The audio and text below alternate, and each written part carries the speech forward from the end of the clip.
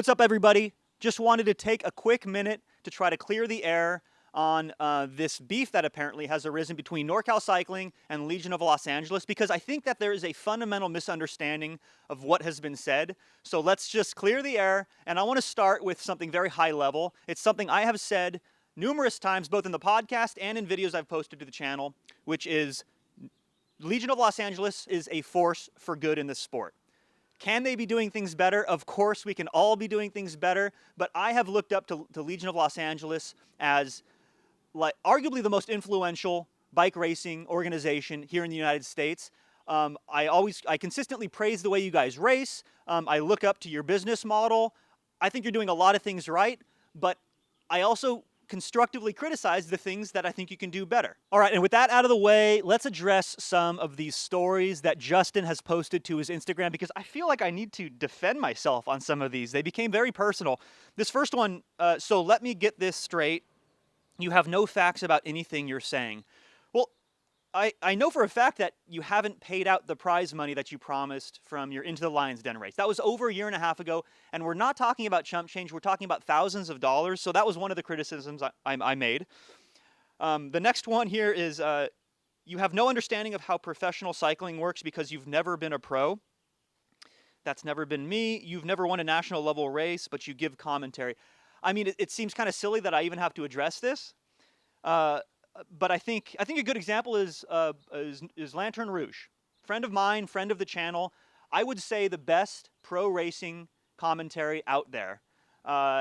He is not a pro racer. I don't even know, I think he's a recreational bike racer. He knows the sport inside and out. So are you suggesting that he stops doing what he's doing? It doesn't make any sense. Of course you can have opinions about a sport and you can have insights into a sport just because you're not a professional in this sport. So next story was this. It's kind of strange. Listening to Cat 3s give racing advice. USA Cycling's got to stop giving anyone upgrades. You don't have the resume, sir. At first, I wasn't even sure he was talking about me because I haven't been a Cat 3 since 2010. So Justin clearly hasn't done his homework. But also, coming from an organization that is about inclusion and about promoting acceptance in the sport, it's a bit weird and gatekeepy. So I don't know if this is a good look, especially based on the fact that you have raised money under this mission statement of acceptance and inclusion.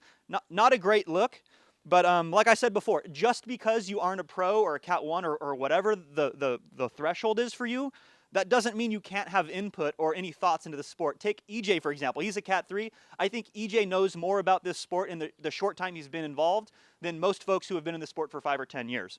And then this next one is I would be mad too. Picture of your S-Works. Justin, I'm not mad, dude. Like I said before, I think you guys are a net positive for the sport. I love what you're doing. I've looked up to you. But I think that my criticism of your race, Into the Lion's Den, you're a brand new race promoter. Of course you're not going to nail it 10 out of 10 on your first try. I gave you some constructive criticism on these couple of things in terms of safety, in terms of fairness in your sport, that I think everybody can get behind. So it bothers me that you're taking this so personally and it's met with such hostility in the DMs and stuff. I simply want to give you some constructive criticism on maybe the next time you promote a race, here are some simple things you can do to make it a better experience, better for the fans, better for the racers. And then of course, we run California north and south. Well, do you technically? Because Gavin, my teammate Gavin on Team Mike's Bikes, he won the SoCal State Road Race Championships. So you don't run Southern California, at least in the road race. And then even the Northern California race here that you're referencing, this was the Berkeley Hills Criterium. Technically, UCI teams aren't eligible to win state-level road race or criterium championships. Simple as that. You can only compete in national-level events. The rules are simple here. Now, I'm not trying to take away from Tyler's accomplishment. This was a fantastic race. He showed up. He blew our doors off. He deserves mad respect for that win, but that doesn't make him the state champion. So it's a bit strange that you guys flex and wear the jerseys and stuff because, like, technically, you're not eligible for those events. So I want to finish by saying that we are grown-ass men wearing Lycra, racing bicycles. Like, let's not take ourselves too seriously. Let's not forget that this is about fun. This is about friendly competition.